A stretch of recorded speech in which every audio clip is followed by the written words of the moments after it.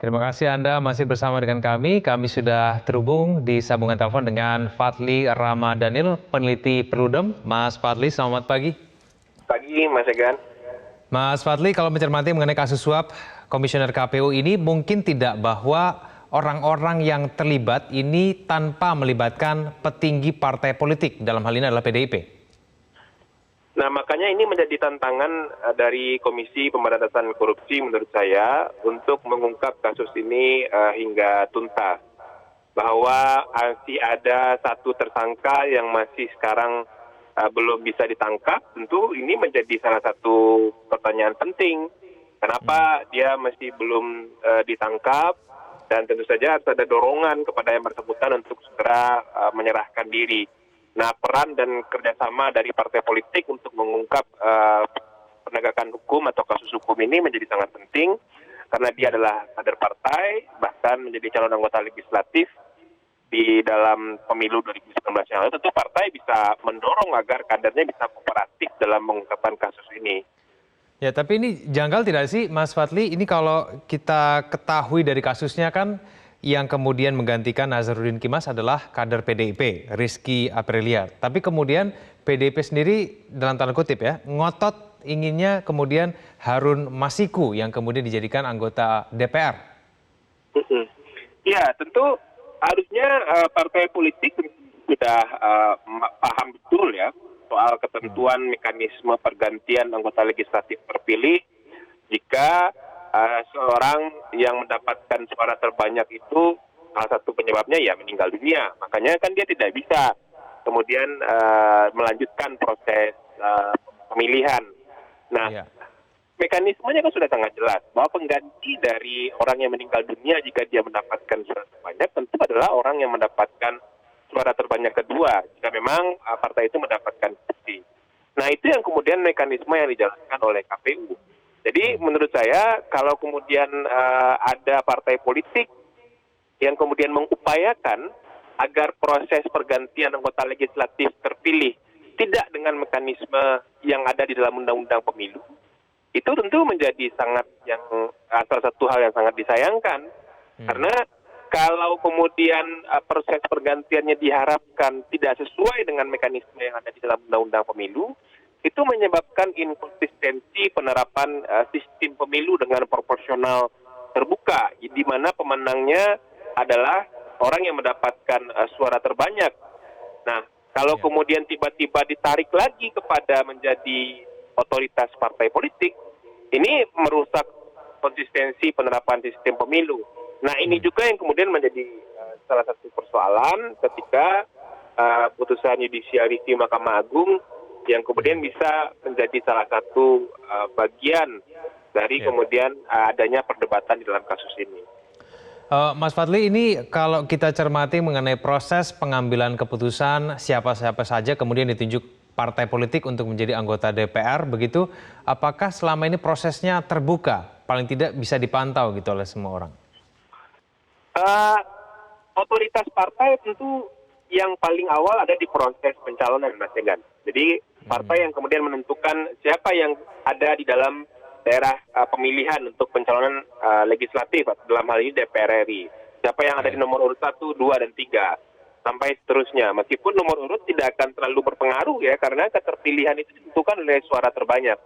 Nah, partailah kemudian punya otoritas siapa yang akan dicalonkan.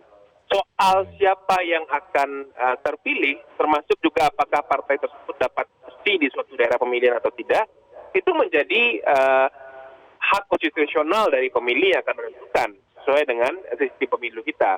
Jadi menurut saya kita harus membedakan di mana kemudian domain partai untuk kemudian menentukan calon anggota legislatif, kemudian domain siapa yang akan mendapatkan kursi, yaitu esensinya ada di proses pemilihan umum, karena pemilih yang akan menentukan karena pemilih dapat memilih langsung.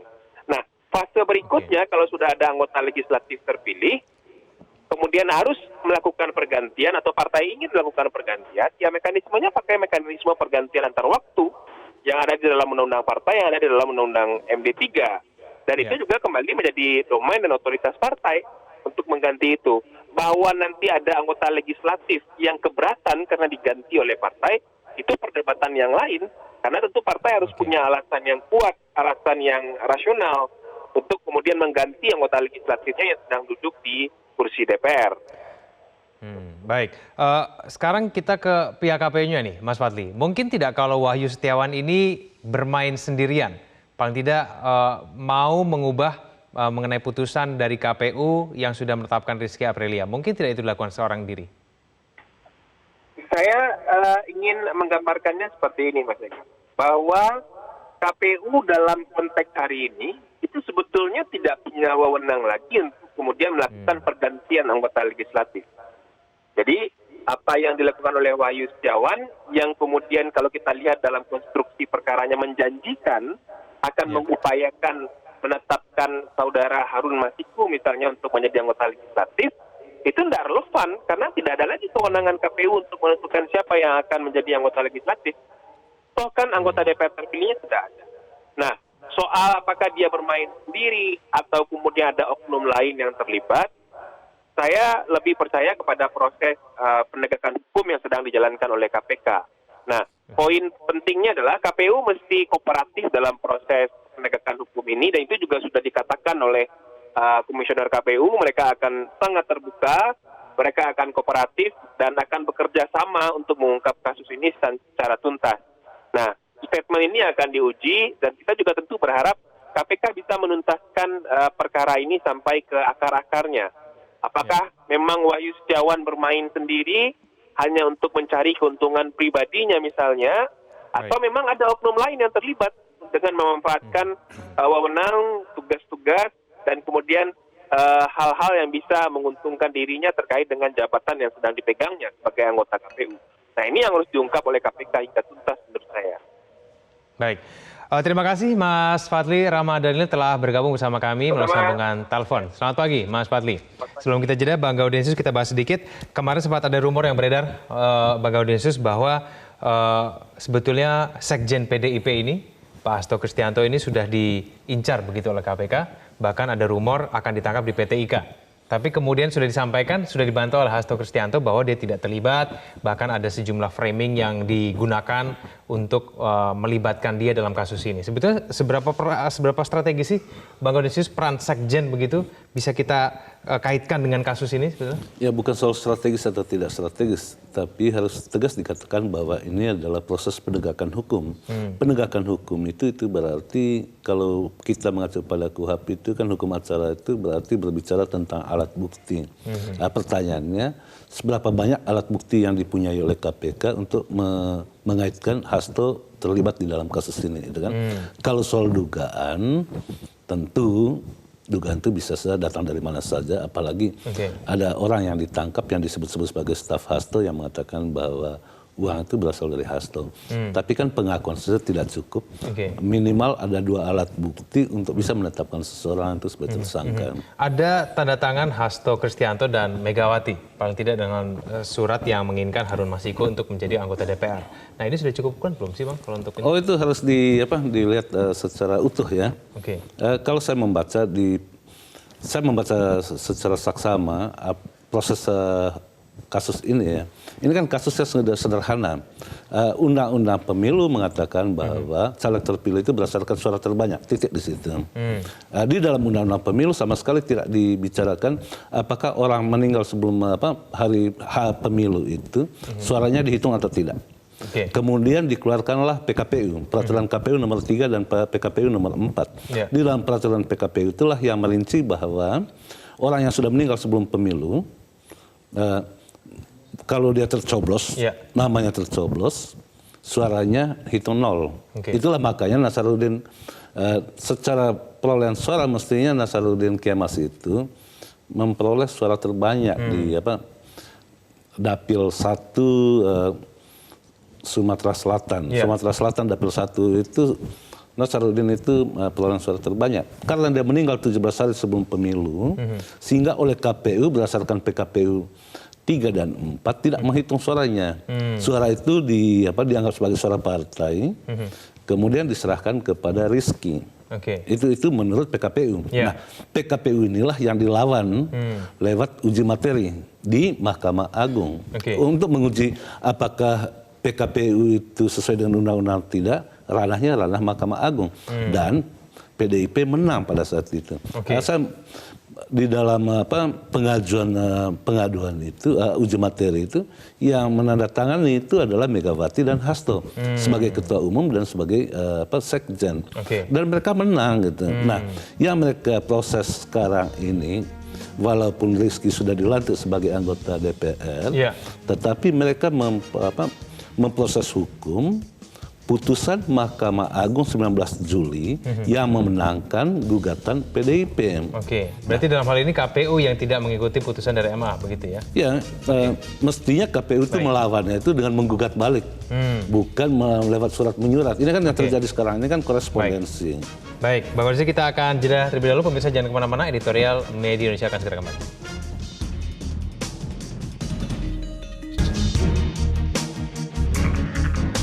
Ya, pemirsa, di segmen ini kita akan langsung menerima telepon dari Anda. Kita akan sapa penelpon pertama kita dari Bekasi, ada Pak Ondo Silitonga. Pak Ondo, selamat pagi. Selamat pagi, Metro. Halo. Ya, silakan Pak Ondo. Iya, pertama saya mau mengatakan bravo buat KPK. Belum 1 bulan sudah meng-OTT 2 koruptor. Tapi saya merasa ada sayang sekali keberaniannya kecil. Masuk kantor DPP gagal, masuk PT IKA gagal. Kenapa? Apa karena ketua KPK-nya polisi, jadi nggak berani ke PT IKA, apa nggak berani melawan? Mana lebih terhormat, gedung DPR atau kantor DPP PDI atau PT IKA? Karena KPK sebelumnya itu berani loh menerobos gedung DPR, bawa senjata lagi. Kok ini bisa gagal gitu? Ini sama dengan ayam bertaji tapi ayam sayur. Saya mengatakan ini harus diklarifikasi supaya tidak liar. Benar tidak itu Sekjen PDIP sumber dana? Karena Partai Demokrasi itu partai pemenang pemilu. Sangat memalukan bila sekjennya itu menjadi sumber dana di dalam hal korupsi. Partai itu kan tiang demokrasi. Dan juga harus diusut tuntas itu. Apakah Wahyu itu bekerja sendiri? Karena setahu saya untuk KPU itu kan kolektif kolegial. Atau Wahyu sendiri mau memanfaatkan keputusan MA. Padahal kan sengketa pemilu harusnya ke MK. Oke lah MA membuat keputusan seperti itu. Tapi kan tidak mungkin bisa dimenangkan oleh Wahyu sendiri kalau ini bukan kolektif kolegial gitu loh. Ya, baik. Terima kasih Pak Ondo Silitonga dari Bekasi. Kita beralih ke Jakarta. Dari Jakarta ada Ibu Upik Muara. Ibu Upik, selamat pagi. Pagi Mas Egan dan Bang Rudensius. Selamat pagi. Tentang uji nyali KPK. Ini kalau memang rumornya ada sekjen partai terbesar dan pemenang pemilu 2 kali periode tersangkut, sebenarnya KPK kalau memang nyalinya besar dan independen, sikat aja. Dan jelas kan kemarin ada Rakernas tuh, Ibu Ketum menegaskan bahwa siapapun, sonderen siapapun dia orang, kalau memang di dalam kader partai PDIP itu keluar, apalagi korupsi yang benar-benar dimusuhi oleh Bu Mega, menurut saya ya lakukan aja dimanapun, mau di PT IKA, mau di DPP, buka aja nggak apa-apa supaya masyarakat tahu, oh iya benar ya itu partai besar itu ternyata besar juga hatinya untuk menerima kenyataan ini. Siapapun, kalau menurut Ibu Mega, Bu Mega sonderen siapapun orangnya, dia punya posisi strategis apapun di PDIP, ya nggak masalah gitu, sesuai dengan Bu Mega instruksikan gitu. Jadi KPK nggak usah ragu. Kalau menurut saya sih ya justru disinilah saatnya uji nyali dari KPK bahwa KPK benar-benar berani gitu, siapapun gitu loh. Jadi nggak usah ragu, mau di PT IKA, ayo, mau di DPP silakan, mau di manapun. Nah kemarin ada Rakernas jelas-jelas Ibu Mega, Bu Mega itu sangat anti ya, saya lihat tuh benar itu. Kalau tanda tangan yang dibilang ada Hasto dan Bu Mega itu kan udah aturan, tapi Bu Mega menurut saya sih tegas, sonderen siapapun. Jadi KPK silakan, mau di mana nggak usah takut, nggak usah ragu, rakyat menunggu ya apapun. Dan saya yakin Bu Mega ini di sini tegas, saya bilang. Kalau kita lihat di Rakernas kemarin pas ulang tahun PDIP. Mumpung sekarang nih, mumpung di ujung ini undang-undang baru, inilah perubahan KPK. Kalau memang benar ya, jangan tebang pilih. Jadi orang sementara kan menunggu tebang pilih. Kemarin kan KPK tebang pilih. Coba Pak Firly, jangan tebang pilih Pak, siapapun Pak. Ya. Silakan. Terima kasih. Baik, terima kasih Ibu Upik Muara dari Jakarta. Saya ke Pak Iwan dari Jember. Pak Iwan, selamat pagi. Selamat pagi Mas Kevin dan Bang Kaudien. Ya, pagi Pak Iwan. Silakan. Iya, jadi korupsi sebagai kejahatan kemanusiaan yang luar biasa itu di Indonesia sudah dalam keadaan yang gawat darurat sebenarnya. Dan itu terjadi dikarenakan memang ada kaitan antara hukum positif, kemudian moralitas atau etik dan agama. Itu permasalahannya di situ sebenarnya. Tetapi itu dipicu kaitannya dengan masalah nyali ini. Ini nyali kaitannya dengan sikap mental dan perilaku. Butuh orang besar, orang kuat. Besar nyalinya, kuat kekuasaannya. Lalu KPK itu ada di depan dalam hal ini. Nah, ada hubungan antara elit politik, elit birokratik, dengan apa yang mereka lakukan kaitannya dengan korupsi ini. Justru karena sistem yang kita anut, sistem demokrasi kita itu demokrasi yang fungsional sekarang. Tapi anehnya digabung dengan oligarki, di mana partai itu sangat berperan terhadap penentuan nyalek dan pilkada misalnya. Ngeri sekali bakulan sapi itu. Ngeri sekali kalau panjenengan lihat itu. Kenapa? Masalah yang prinsip mengenai sistem ini, sistem demokrasi atau sistem politik kita yang korporatokratif, lalu kuncinya ada pada sistem hukum. Yang kita sekarang nggak punya Undang-Undang Dasar 45 itu. Yang kita punyai sekarang Undang-Undang Dasar amandemen. Nah, disitulah perlunya ada perubahan. Lalu yang sistem ekonomi kita justru memacu-micu ini. 3 sistem ini. Dengan sistem berdiri di atas paradigma. Dan paradigma itu pasti anomali nanti. Kalau sudah anomali, timbul krisis. Lalu revolusi lagi. Apa nunggu revolusi? Kenapa tidak peka terhadap persoalan prinsip yang seperti ini? Baik para elit politik, elit partai. Jadi kalau partai terlibat, itu berarti sudah memang itu akibat saja dari sistem yang kita anut. Maka yang prinsip adalah bagaimana merubah sistem. Baik. Itu yang penting. Terima kasih. Baik, terima kasih Pak Iwan. Sebelum kita jeda, Bang Gaudesius, paling tidak semua pelapor kita mengapresiasi mengenai OTT KPK, tapi paling tidak belum puas, Bang. Kalau memang betul cerita di PT IKA itu betul, wah jangan-jangan KPK patut diragukan nih nyalinya, begitu? Ya, belum puas itu dalam pemahaman bahwa ada ekspektasi yang tinggi masyarakat terhadap KPK supaya KPK itu lebih berani ya. Tetapi lagi-lagi harus kita katakan KPK harus menegakkan hukum tanpa melanggar hukum. Ya. Karena itu hukum acara harus dipatuhi dengan benar. Apa hukum acara itu? Misalnya ketika mau menggeledah kantor KPU harus dapat izin pengawas KPK, atau ketika menggeledah DPP PDIP harus mendapat izin dari pengawas KPK berdasarkan Undang-Undang Nomor 19 Tahun 2019. Undang-Undang KPK baru itu mengatur seperti itu. Nah, kalau mau menangkap orang, Hasto yang dikatakan bahwa akan ditangkap di PT IKA, ya harus membawa surat tugas. Sepanjang seluruh mekanisme hukum acara itu dipenuhi. Dan penegakan hukum itu berdasarkan hukum, bukan karena suka dan tidak suka. Apalagi saya sangat yakin Ketua KPK sekarang ini tidak perlu diragukan nyalinya. Dalam waktu berdekatan, 2 OTT dilakukan, itu kan butuh nyali yang besar. Karena itu yang paling utama dari masyarakat, kawal kasus ini. Jangan sampai gegap gempita di awalnya seperti pada kasus-kasus kasus-kasus korupsi yang ditangani KPK sebelum ini, gegap gempita di awal, senyap di akhir. Itu yang tidak boleh. Jadi biarkan seluruh mekanisme ini berjalan. Apakah Hasto terlibat atau tidak, biarkan hukum yang berbicara. Jangan berdasarkan pesanan, itu yang paling penting. Baik, kita masih punya 1 segmen lagi. Bang Gaudin, kita harus jeda dulu. Pemirsa jangan kemana-mana, kami akan segera kembali. Terima kasih Anda masih bersama kami di Editorial Media Indonesia. Bang Gaudin tadi juga sempat ada pertanyaan, kenapa kemudian perselisihan hasil sengketa pemilu yang seharusnya di tangan MK, tapi kemudian ini di MA ini juga menjadi salah satu faktor. yang terjadi itu bukan perselisihan sengketa pemilu, sebab pemilunya sudah berjalan gitu. Yang terjadi itu ketika penetapan siapa caleg yang terpilih. Karena yang digugat itu adalah peraturan KPU nomor 3 dan nomor 4, sehingga ranahnya itu Mahkamah Agung ranahnya, bukan MK. Kalau MK itu menguji undang-undang terhadap undang-undang dasar. Kalau yang diuji oleh PDIP, yaitu khususnya Megawati dan Hasto, itu menguji PKPU 3 dan 4 terhadap undang-undang pemilu.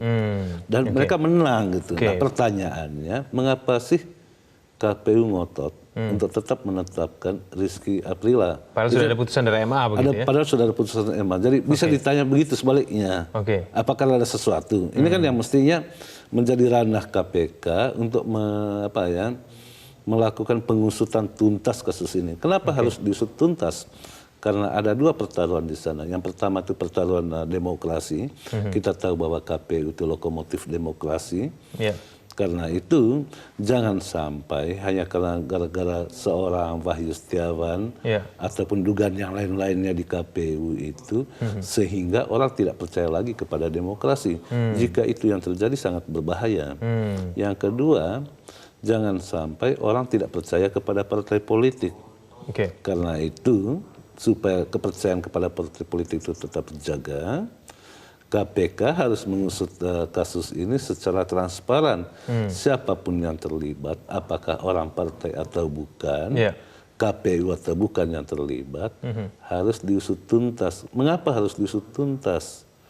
Karena peradaban modern itu menjaga nama baik seseorang itu harus lewat peradilan, proses peradilan. Kalau tidak sampai ke meja hijau, tidak diketok oleh hakim nanti bahwa seseorang itu tidak bersalah, ya seumur hidup menjadi dicap sebagai orang yang tidak baik, gitu kan itu yang berbahaya ya. Tapi dampak kedepannya nih Bang Gaudentius, dengan kemudian kejadian yang menimpa KPU, ini kan ada pilkada serentak kan dalam waktu dekat, dan ini kira-kira tingkat kepercayaan masyarakat terhadap KPU seperti apa dengan adanya kasus seperti ini nanti? Nah, menurut saya KPU harus bisa mengubah perilaku ya.